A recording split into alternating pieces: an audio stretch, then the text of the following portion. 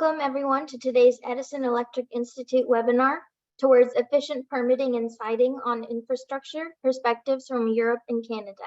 Today we're excited to have with us Pierre Bernard, Managing Director of Bernard Energy Advocacy and CEO of Friends of Sustainable Grids. Chenna Pereira, who's Vice President of Regulatory and Indigenous Affairs at Electricity Canada. And then our moderator, Philip Muller, who is the Executive Vice President of Business Operations Group and Regulatory Affairs at the Edison Electric Institute. Throughout the session, please feel free to ask questions using the chat feature, which will be enabled shortly. And now I'll turn this over to our moderator and speakers to get started. Well, thank you, Alicia. This is Phil Muller from the Edison Electric Institute. Thank you all for joining us, whether it's a good morning, a good afternoon, or a good evening, wherever you are. I am honored to have a couple of great speakers. You heard the introductions, but they both have a long history of involvement in this industry. And we are looking forward to hearing these perspectives from both Europe and Canada, as the United States is seriously discussing from a policy perspective how we can have a more efficient system of siting and permitting our infrastructure, especially for those of us who are in the electricity industry. We're going to begin with Pierre and then go to Chana later. We're going to begin because Europe has been doing some very interesting things. And Pierre, who's been a long friend of EEI, first brought to know when he was CEO of Friends of the Supergrid. Now it's Friends of the Sustainable Grid, Sustainable Grids, I should say. So Pierre and Chana, welcome. But Pierre, I'll hand it over to you. Thank you, Phil, and welcome everybody. Apologies if the camera is not great, but I have to do this from my cell phone. We had a technical issue with the computer just before dialing in. And I will appreciate if Chana, if Alicia would be so nice to put on the screen the couple of slides I prepared. Won't take a lot of time on the slides. I prefer to go straight to the main topic. So if you can bring us to slide number 4.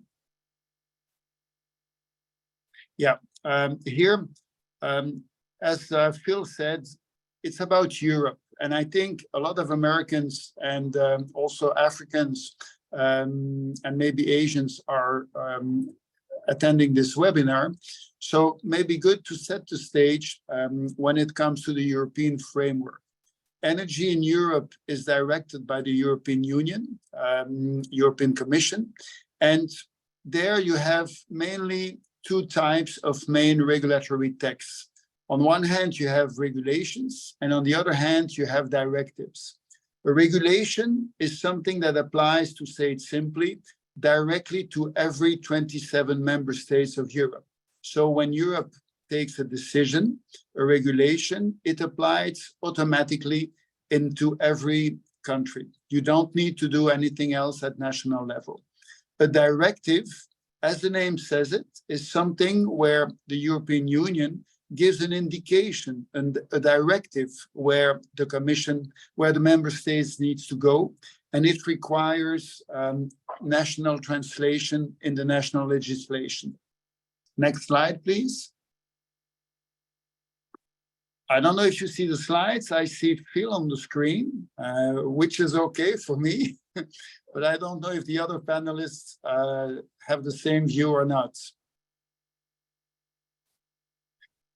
Pierre, I believe there was a problem in showing the entire slide. And so okay. I believe that Alicia is trying to fix that issue right now. No problem, but I will do without the slides and waiting that Alicia can solve the issue.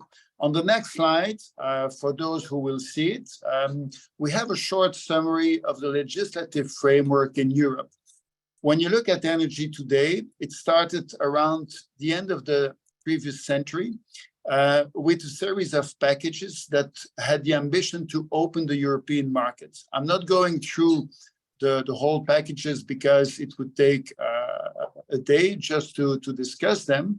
But what's interesting is that with the first package close to the end of the century, the objective was to liberalize the market with an energy mix that at that time did not really focus on renewables. A little bit later, in 2004, 2005, something like that, renewables came on the front page, and the next packages started to integrate more renewables. And it goes up to now, where we go by 2050 with an objective of being fully clean by the time. The main change here is that the energy mix has, of course, changed, which requires the development of significant infrastructure. And the development of significant infrastructure takes time. What we saw at the time in Europe is that it would take 10 to 15 years, if not more, to have the infrastructure developed, which was, of course, not very handy. You can move to the next slide if you, yeah. So that's the slide showing the different phases. And a game changer or an accelerator came in 2013, and then a little bit later in 2021, 22 with the Ukrainian-Russian war. Next slide. When we focus on permitting, today we have mainly at European level two texts. On one hand, the first text is called 10E regulation. The next one is called Repower. There is about 10 years distance between 10E regulation, the first one, and Repower, but both integrate an acceleration of the permitting system. Next slide. When we focus on 10E, the first regulation was developed in 2013. As I said, we were moving to more renewables, which implied more infrastructure development. And among different items in the 10E regulation, which has been updated last year, one of the key factors is a fast-track permitting system and a one-stop shop system for projects of large infrastructure.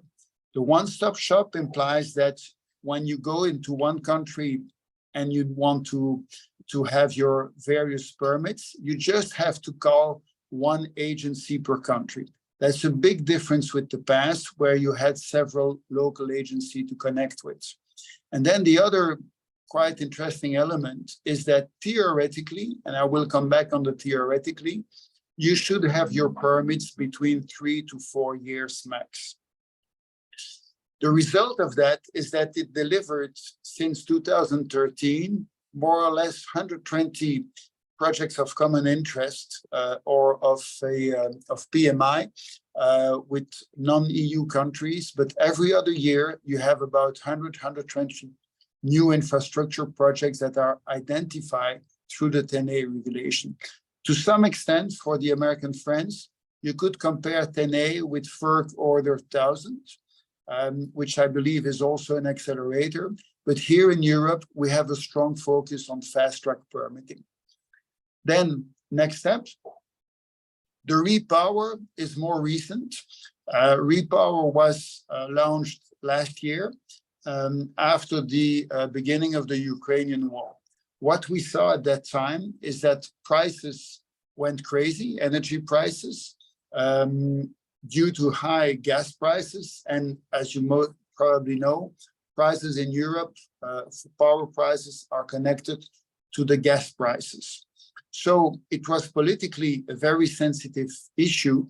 And one of the decisions that was made by the European Union through the European Commission was to accelerate permitting for new renewable projects. And Repower tackles a lot of things, including a couple of new changes to the market system. But one of the important elements is the concept of overriding public interest. And through that concept, the objective of Repower is to bring the permitting process for new solar equipment on a target of maximum 3 months, for power stations that will connect RES equipment to 6 months. And of course, member states, if they can, are allowed to have shorter delays. The main problem here, if you remember the beginning of this presentation, is that this repower will be translated most probably through a directive or a series of directives. And I recall directive is not something that is automatically applicable in every member state. It needs a translation, which will imply probably more time. Next slide. So some comments. The 10E concept is great. I remember maximum 3 to 4 years permitting. It's essential. But what we see is that today we're still in the framework of projects that take 7 to 10 years when it comes to permitting. On the slide, you see a reference to a Belgian project, Ventilus, and I know some people are from Belgium attending this webinar. We are looking at 7 to 10, if not more. That's quite a huge timing. The other issue is that the Repower project, it's a reaction to a situation.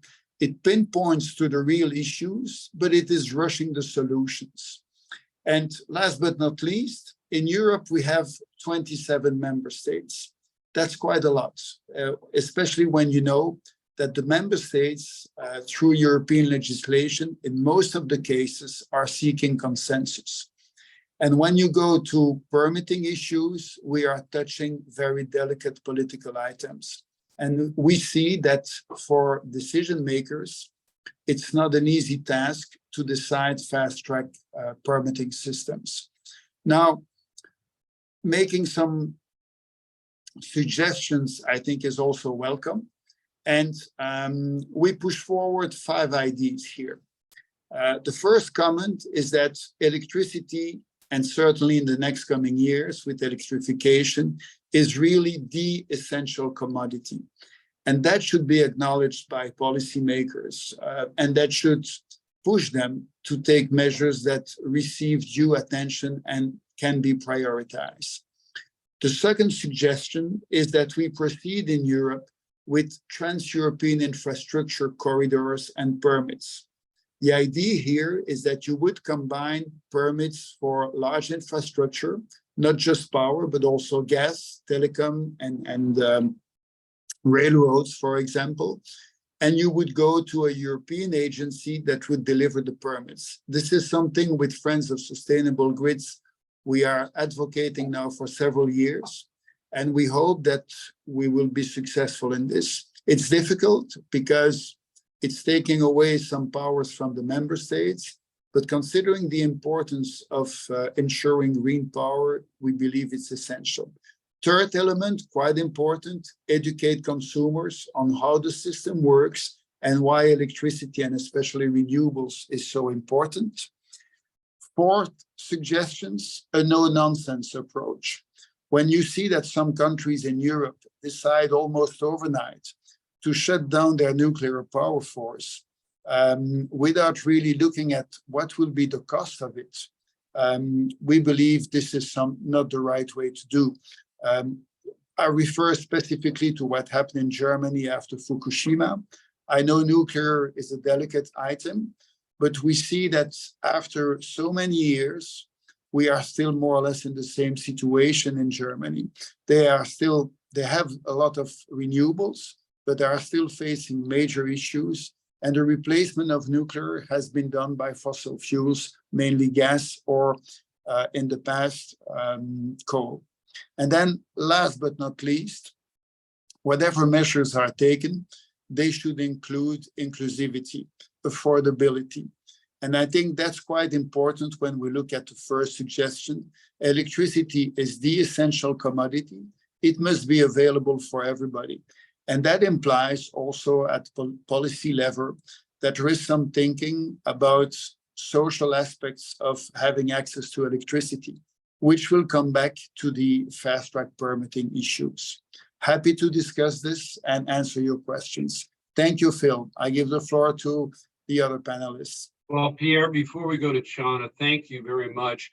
I want to make clear, you mentioned early on the one-stop shop for each country. That is in place right now. And correct me if I'm wrong.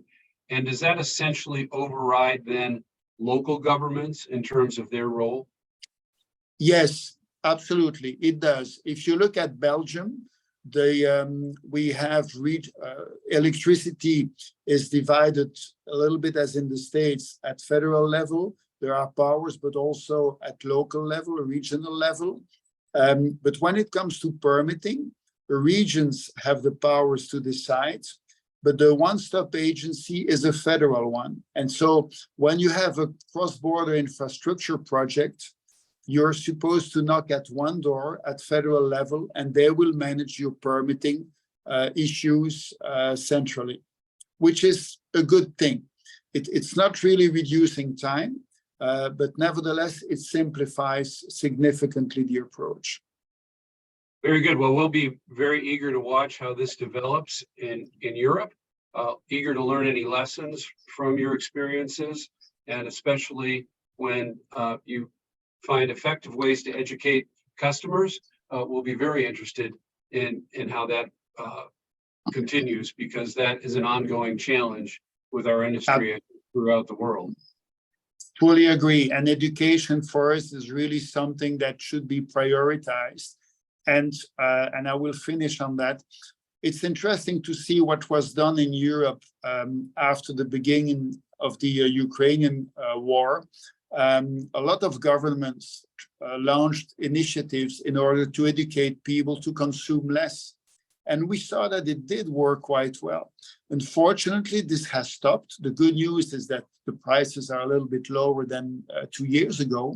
But I believe the effort of education should be continuous, because that will definitely reduce the NIMBY issue, and people will be aware that they cannot do without power. Yes. Well, I know that in North America, at least in Ontario, there's been a good job done by their commission to educate customers. And speaking of Canada, our next speaker is from there. You heard the introduction in the beginning about Chana, but for those of you who throughout the world may be familiar with EEI, Chana is with Electricity Canada, which is essentially the Canadian equivalent of the Edison Electric Institute. Chana, over to you. All right. Thank you, Phil, and thank you for the invitation to be here today. And it is a pleasure to join you and Pierre as well. So a lot of the issues that Pierre talked about resonated with me as well, that electricity is going to be one of those essential commodities that we're going to need. And the education part is equally important here in Canada. And affordability is another issue that we are wrestling with. But before I get to some of the comments I have on the system, I have a few foundational slides to share with you. So I'll speak to that now. So if I can go to next slide. I think we have the same issue as we had previously. Some of the slides are not showing up. Maybe I'll give a few seconds.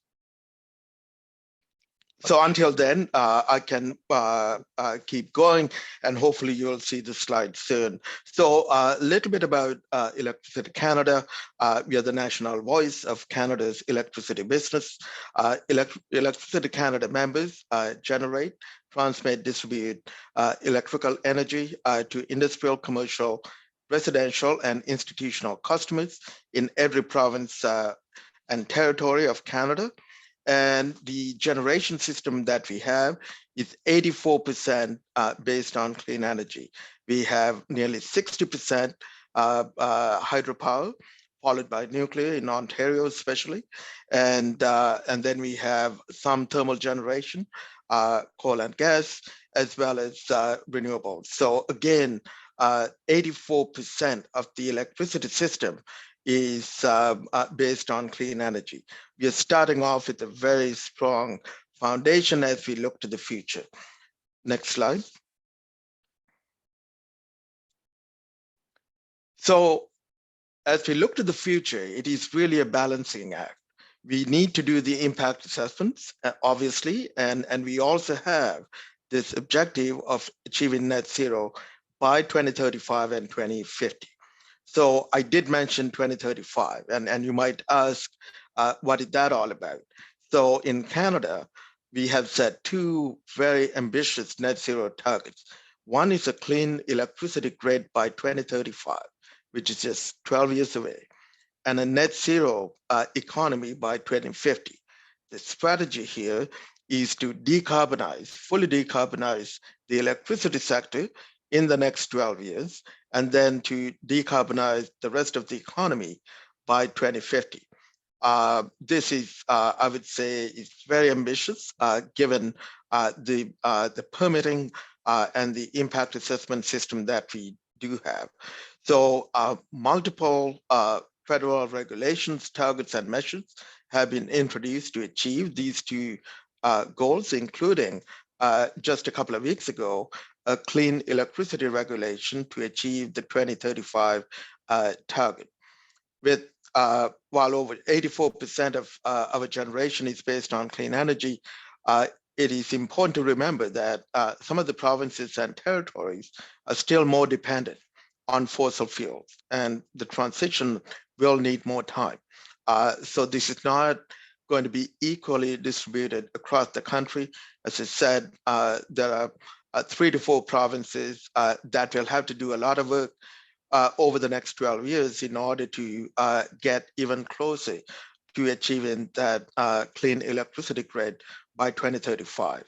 So what does this mean?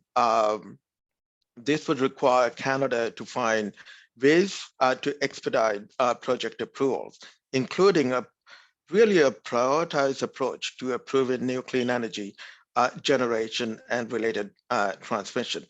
In a country as big as Canada, we are not going to have this kind of transition without really good InterTies and being able to carry clean energy from those provinces with a lot of hydro and nuclear over to other provinces. Our grid is set up in a way that is more north-south, going electricity from Canada to the US, as opposed to sending power across the country east-west. Next slide. So just to give you some foundational information about the federal impact assessment system, I should say that the provincial governments have their own environmental assessments as well. And I'm going to focus today on the federal system for all of Canada, as that's what I mainly deal with and work with our membership on. So the impact assessment system was a new system was introduced in 2019. We worked with the government for about 2 years prior to that and came up with a new, much broader system that replaced the Canadian Environmental Assessment Act of 2012. The Impact Assessment Agency of Canada leads all of the federal assessments of designated projects, working with other departments, provinces, and very importantly, Indigenous people. So when a project includes activities that are regulated by a life cycle regulator, for example, the Canadian Nuclear Safety Commission, they oversee approval of nuclear projects. The Minister of the Environment must refer the assessment to an integrated review panel with the life cycle regulator. In terms of impact assessments, as I said earlier, under the new system, we moved from a more environmental focus to a broader sustainability focus with environmental, health, social, and economic issues being considered and looked at in terms of designated projects, and then looking at the positive and negative consequences of those effects as well. And then under the new system, there is a great emphasis in terms of Indigenous peoples and their rights, and the impact assessment system has a very detailed process to engage Indigenous people. And then the other important factor, obviously, is to inform decision-making when it comes to major projects. So in terms of projects that are subjected to the impact assessment system, a lot of these are listed in the project list under the Impact Assessment Act regulation. Some of the projects can be designated by the minister, and those projects are outside of the project list. So on a case-by-case basis. And thirdly, projects are subjected to the Act if they're on federal lands and in the public interest. Next slide.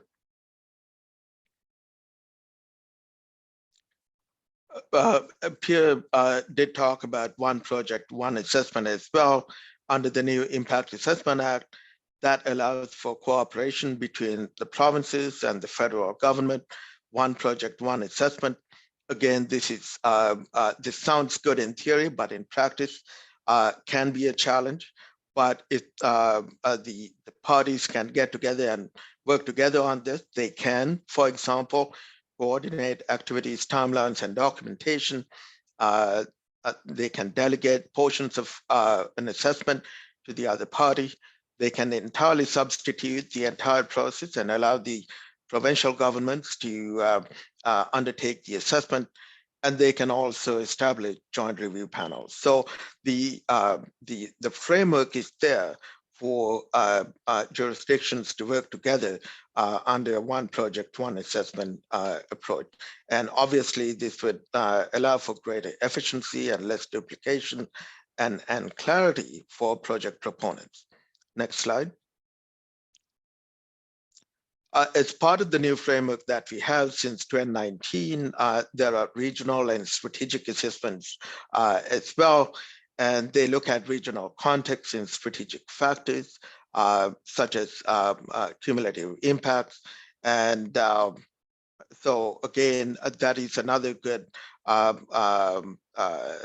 thing to have in terms of project assessments, providing that early regional and strategic assessments that can also help with individual project assessments, and they may not have to go through all of the detailed studies if they're done in advance. So again, there is an opportunity for Canada with these assessments, but then again, it is easier said than done, but the government is looking at undertaking these, and some have started, especially on the issue of climate change. They have done a strategic assessment as well, as the third bullet points out, that strategic assessments examine Government of Canada's existing or proposed policies, plans, and programs relevant to impact assessment. Again, our hope is that these assessments can inform project level assessments and streamline project level assessments if these strategic assessments are done in advance. Next slide. Now, this is my last slide. I just wanted to give you a sense of the key steps in the impact assessment process. All of this, in theory, will take about 5 years. Obviously, this doesn't include all of the permitting requirements. So this is the impact assessment portion that will take at a minimum 5 years. More likely, it'll be 5 to 8 years if I want to be fair and reasonable. There is a pre-planning phase where the proponent submits the initial project description, and then the planning phase, the impact statement phase, that is perhaps the longest when it comes to impact assessment.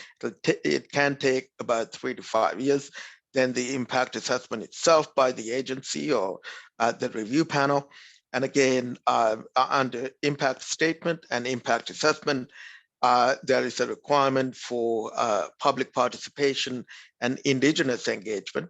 And I would say even in the planning phase, now under the new Impact Assessment Act, there is a major Indigenous participation requirement that could also lead to a requirement around free, prior, informed consent by Indigenous communities. Again, we don't have a lot of guidance provided by the Government of Canada, but under the UN Declaration on the Rights of Indigenous Peoples, free, prior, informed consent is part of that, and the Government of Canada has made that a legal requirement for project proponents to ensure that we strive for Indigenous consent, and that is to be informed consent.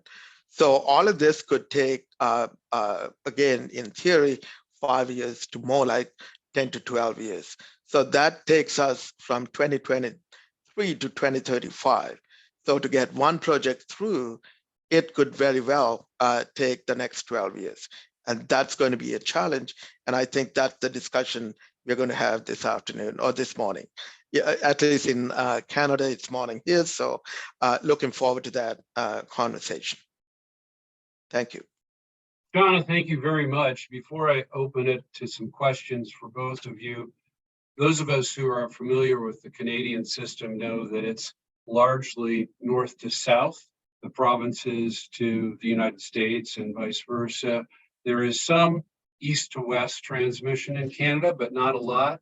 As you're talking about the government's goals, is there more of east to west transmission being contemplated where these, what you just went through, might apply? Yeah, absolutely. The federal government is very much interested in looking at InterTies between provinces. I don't think there will be one grid that goes across the country, but the government is working with the provinces and companies directly to look at opportunities in different regions. Phil, you might know the Atlantic Loop. That is in Atlantic Canada, covering quite a few provinces as well as parts of the United States. And the Canadian government is very supportive of that project. So again, at the end of the day, we will need to look at what is technically feasible and economical, right? So that's the most important thing. If it is technically feasible and economical, then these projects will go ahead. But increasingly, to be able to meet the 2035 target and to decarbonize the entire country by 2050, we will need to look at more of these transmission projects. And the government has introduced several new incentives as well. There is a clean electricity credit that they came up with more recently as a response to the US Inflation Reduction Act.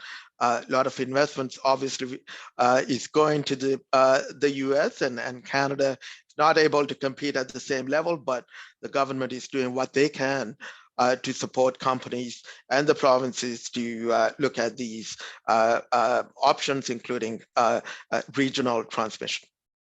Well, the two countries are very deeply connected in those distinct ways, and I think we can find ways to work together. Those cost-benefit analyses of transmission are vital, but sometimes they don't include the benefits of resilience and reliability because those aren't monetized, but they are real values to transmission, which is a couple of the reasons I've always been a big proponent of it. We had some questions come in from our pre-registrants. And one of them was, what are the primary areas of solutions to improve efficiency and speed of the regulatory process and permit issuance? I think you both kind of answered this already, which is timelines, certainty, and accountability. Any reactions?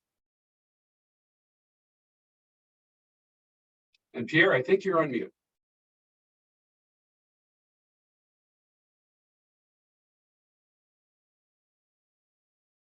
So Chana, maybe you can start us off. Yeah, absolutely. I mean, timelines are important, but at the same time, from a government perspective, they would want that emphasis on environmental issues. Unlike prior to 2019, under the new Impact Assessment Act, there is an increased focus on climate change in these impact assessments. Biodiversity loss is another one that the government is struggling with, and more recently made commitments around biodiversity as well. So it is not easy to find solutions. I must say that from an industry standpoint, we must always push them for greater efficiencies and timelines and single window impact assessment and streamlined approach to public participation. And we need to find ways for Indigenous engagement. In Canada, that is crucially important, that we reach out to the communities at the conceptual stage of these projects. I know we don't have all the details at that stage, but unless we engage these communities early on, there will be no net zero. So that's one of the biggest issues that we have in terms of getting these projects through. And that means companies planning ahead. Here in Ontario, Hydro One looked at all of the transmission requirements over the next 10 to 15, 20 years. And what they did was they approached Indigenous communities and developed an equity sharing plan, right? So now Indigenous communities are partners of Hydro One to build some of these transmission requirements. So there will need to be innovation in terms of engagement of these communities, and we need to continually provide feedback to our regulators in terms of impact assessment and how they can be much more streamlined. So that's a work in progress. So there are things that we can do, but we don't have all the solutions, at least in the next few years. So it's, again, Phil, a work in progress, I would say. Yeah, well, the long-term planning is something that our Federal Energy Regulatory Commission, where I used to serve, is considering more than just the 3 to 5 years out, but looking more like 15 to 20 years. It sounds like your companies are working on that, and that's something we strongly support the FERC moving forward on. Pierre, your reactions to the question of efficiency of siting. Yeah, well, I agree, of course, with what Shanna said, but I would add 2 comments that I made before or repeat them. One, education. And when I say education, I saw a comment or a question in the public from Sandra Bear. How to educate? I would say go back to the basics, explain to the consumers how it works, why they need transmission, how you build it, and why you cannot do without it. That's one, and really insisting on the basics. And the second point, probably more difficult, is political courage.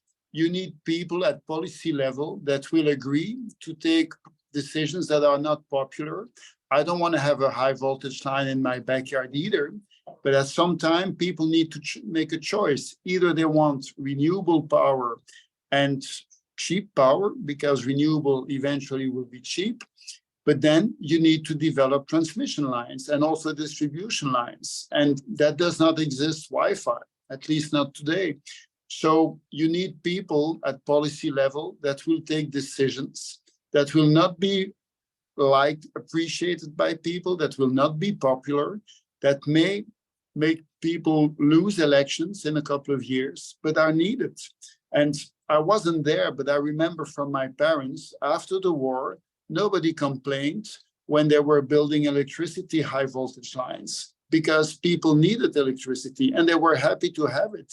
And we are living in a very luxurious system where we want a lot of things, but we are not willing to make any concessions. So I think the blame is on us, consumers, citizens, and we should be a little bit more realistic here. Well, as a former regulator, I know what it's like to make decisions that don't make people happy, but that comes with the territory. And one of the challenges that we have, whether it's in the United States, Canada, or Europe, is that people have gotten so used to reliable electricity, they don't have to know the challenges involved in something that's generated and delivered in real time because of the success of the industries, but it just makes our challenge more interesting and again, more important. We had another question come in about how to deal with landowners. Now, Chana, you had talked about the distinct outreach to the indigenous populations, but let's broaden it more than that. And especially, Pierre, I like your reaction with the one-stop agency in each member state of the EU. That essentially means that you're empowering a state agency to override local concerns. And yet, as you alluded to, sometimes people don't want this infrastructure. Starting with the EU perspective, how do countries, knowing you have 27 of them, deal with those landowner concerns, which are going to be universal, regardless of where you are? Yeah, well, 2 things. First, for the sake of clarity, the one-stop agency today allows people to connect with one agency to handle the administrative work. But unfortunately, the local regulations still apply, which means if you take a project in Belgium that will cross the Flemish region and the Walloon region, you will knock at the door of one agency, the federal government, to handle the process, but you will need to abide with the regulation in each region. And what we are advocating for with Friends of Sustainable Grids is to move this at EU level and to override even national member states with having one agency that will come with a European permit. I know it's a long shot, but I think it's the only one that makes sense when you look at Europe, because especially when we talk about energy, you hear so many people talking about national energy independence. In Europe, that does not make sense anymore. Whereas I take my example of Belgium, small country. We want to go 100% renewables. In the winter, we don't have that much sun, and often in the summer, same thing. We need offshore wind. To bring that offshore wind into Belgium, into Europe, you need cross-border electricity transmission. And if you want to fast-track it, we have to give the powers to Europe and to have a single European agency that does that. And again, I come back, and I'm sorry to be stubborn, but you know me, Phil, for years, I can be sometimes a little bit. We have to stick on these items. People with courage at political level, policy level, and educate people, explain them. Otherwise, we will stick. And then last but not least, I'm a lawyer by training. The legal system must be simplified. Appeal procedures must be fast-tracked. I'm not saying no laws, no rights, of course not. There must be ways for owners to challenge, but the procedures must be accelerated. Very good. Toward the end of our time today, I'll ask each of you to give the audience things to be watching for in policy developments, but we're not going to get that until the end. So, Chani, what's your reaction to the question of dealing with landowners beyond just the very important indigenous communities, but other landowners as well in Canada? Yeah, and I think Pierre touched on a couple of those points. I think education is key in terms of educating the landowners, the public about the need for these projects. We all have a common objective of meeting our climate change targets because we can already see the impact of climate change in Canada with wildfires all over the country. And so some of that have to be used to educate the communities for sure in terms of the need to move to sustainable forms of energy. But at the end of the day, in Canada, we also have these large indigenous communities, and when it comes to land, we do have unsettled land claims. So again, I would say more than the general public and some of the landowners, we need to key in on some of the indigenous communities and getting them on board. And Pierre did talk about political will, and that's needed, right? We need political leadership. From an industry perspective, I would say it's that early engagement and education is key here, and engaging them early and frequently and getting them on board. I don't think we have any shortcuts when it comes to that. And that's the challenge. Do we have the capacity to engage all of these communities and work with indigenous communities as well? I'm not even sure whether the government has the capacity to engage all of these people, right? So we have a lot of work to do. Again, no quick solutions, but what I would propose from an industry perspective is early engagement, getting in there, educating the people, the communities, and always looking for, various different approaches too, right? Because we can't just say, okay, here's our project plan and this is what we want to do. We need to anticipate the pushback that some of these communities will have, and we need to be able to adjust that and move forward, because otherwise the regulators will always find a reason to reject these projects, and that's the last thing we want. So we need to work with the regulators, policymakers, and the public, and in indigenous communities, and get them on side, and having alternative approaches to the project, or routes to the project undertaken early on, is a good way forward, because then you have something to talk about. It's not just, here's our approach, this is our project plan, and we are not deviating from that. That could also lead to difficulty with local communities as well. Well, I think it's on all of us who are on this call and in our industry to promote these ideas with some sense of urgency, because with not only the amazing transition that we're going through, we also are seeing, with more electrification, more electric vehicles, load growth that we hadn't anticipated. And the rest of this decade is going to be, at least in the United States, and I'm guessing both in Canada and in the EU, a very challenging time as we move very quickly to a time where we're using more electricity for the benefit of the planet. Shauna, a question came in specifically for you. I'm interested to hear what the Canadian speaker has to say about the recent pause in approvals of new renewable electricity generation projects until at least February 29, 2024 in Alberta. Your reaction. I wouldn't get into all of the details of that, and as we don't advocate at the provincial level, we are federally focused. But I believe the decision was made also partly because of the new clean electricity regulation that the federal government released a couple of weeks ago, and the regulation would force many of the companies in Alberta, for example, to think about how they're going to meet demand.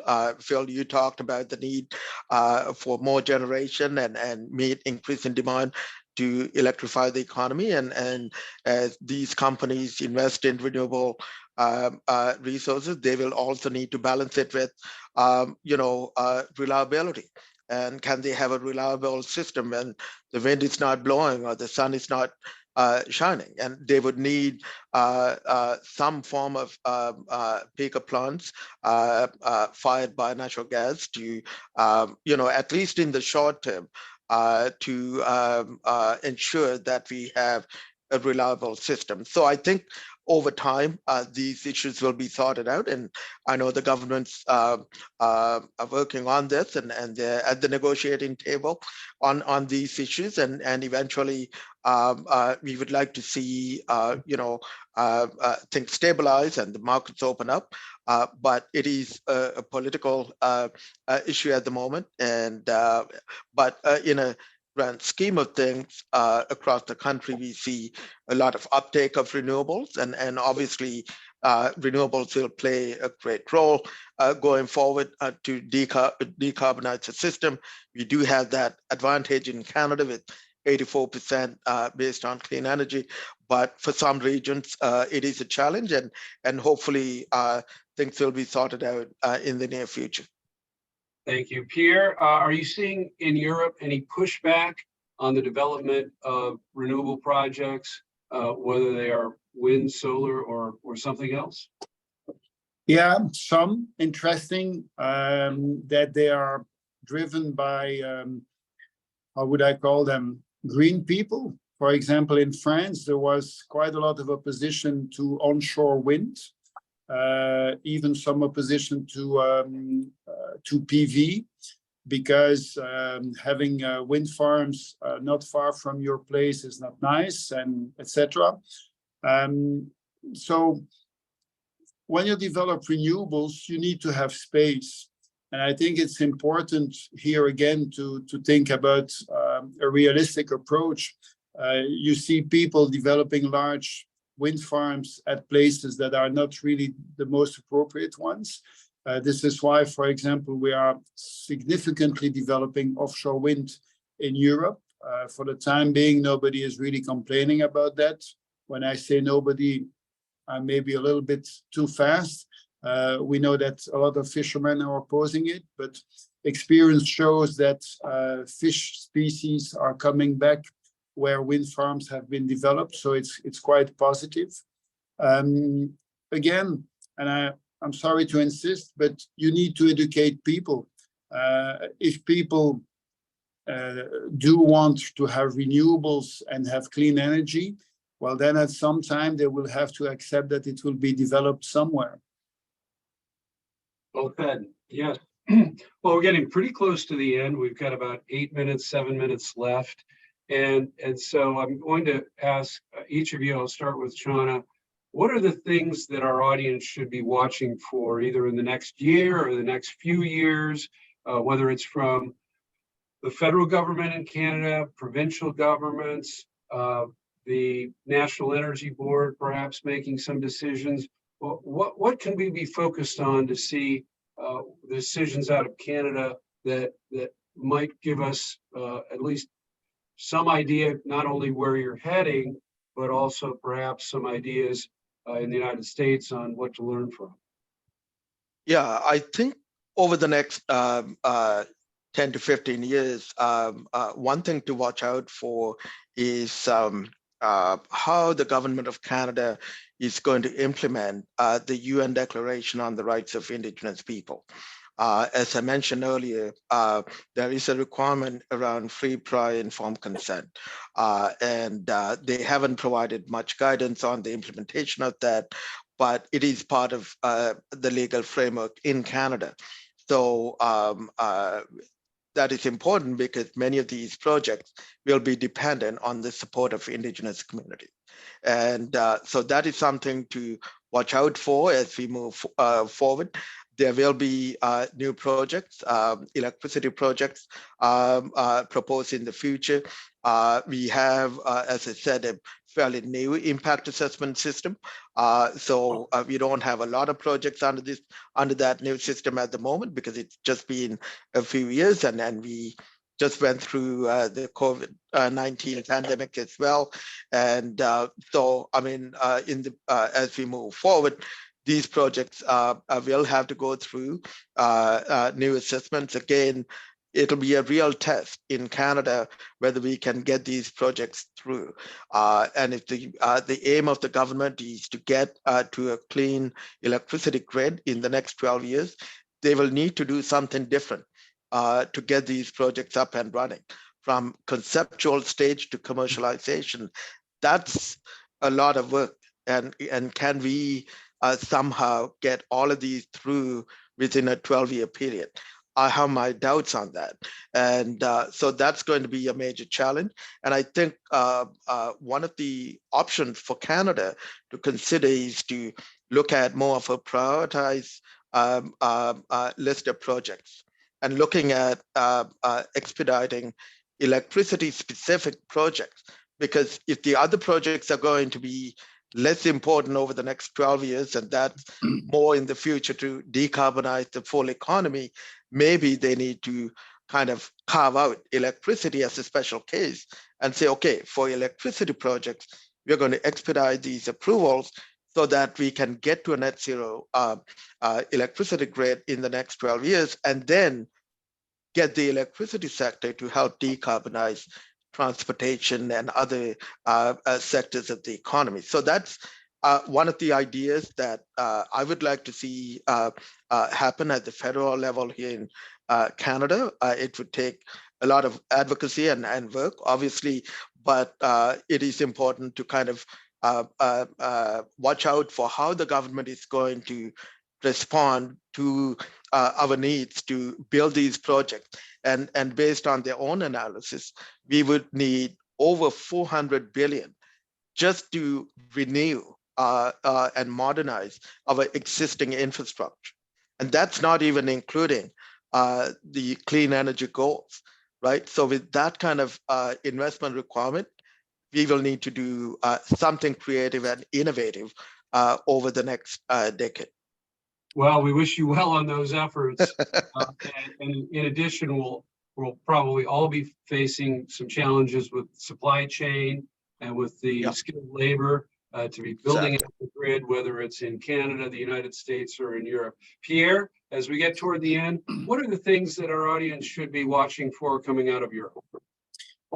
I would say 3 elements of importance. First one, I will cite a good friend of mine, no energy transition without transmission, meaning that Europe really needs to develop more transmission. And for doing that, the European Commission, European Union should insist on opening the market to new transmission developers, but also ensuring a better return for investors in transmission.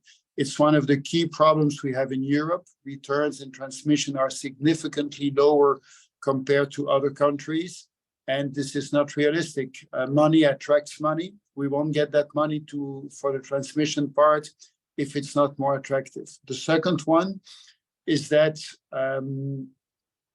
we need to be realistic. When I see the hundreds of millions, not to say billions, in Europe that are given away in subsidies to hydrogen projects that do not make sense, this should be stopped.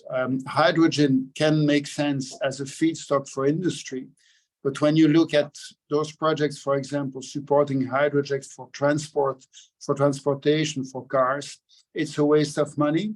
Some people should stand up and say, give the money elsewhere, it's needed. And then last but not least, what we will definitely see is more decentralization and the development of more building efficiency, building performance in terms of energy. And I think that will really be the game changer. Once that Europe will give money to make sure that houses are net zero, that will be a big difference. And I'm sure we'll get there. Very good. Great suggestions. And that phrase, no transition without transmission, is going to stick in my head forever. So thank you to whoever came up with that one. Audience, Ronnie Bellmans. What's that? Ronnie Bellmans. I think you two know him. He Okay. was a regulator in Belgium also, and a brilliant professor, and he still is. Well, he's got a great sense for a good line. So our audience throughout the world, thank you for joining us today. I hope you appreciated the expertise from our terrific speakers and friends, Pierre and Chana. Thank you for joining us, and I'll return control of this webinar to my colleague, Alikia. Alikia? Thank you, Phil. Thank you all. Thank you. Thank you everyone for joining today's webinar. And thank you to our speakers, Chenna, Pierre, and Phil for joining us today. We have upcoming international programs events. So on September 7th, we will have a webinar with Terna on the Italy-France electrical interconnection, the invisible link. And this webinar will be covering their direct current transmission line, which is the world's longest electrical infrastructure crossing the Alps. We also have an influential mind session coming up in September, and you can also register for that once we send you more information. And you can use the QR code that's displayed on the screen to register for the Terna webinar. Thank you again for joining us, and we hope you all have a good day. Thank you.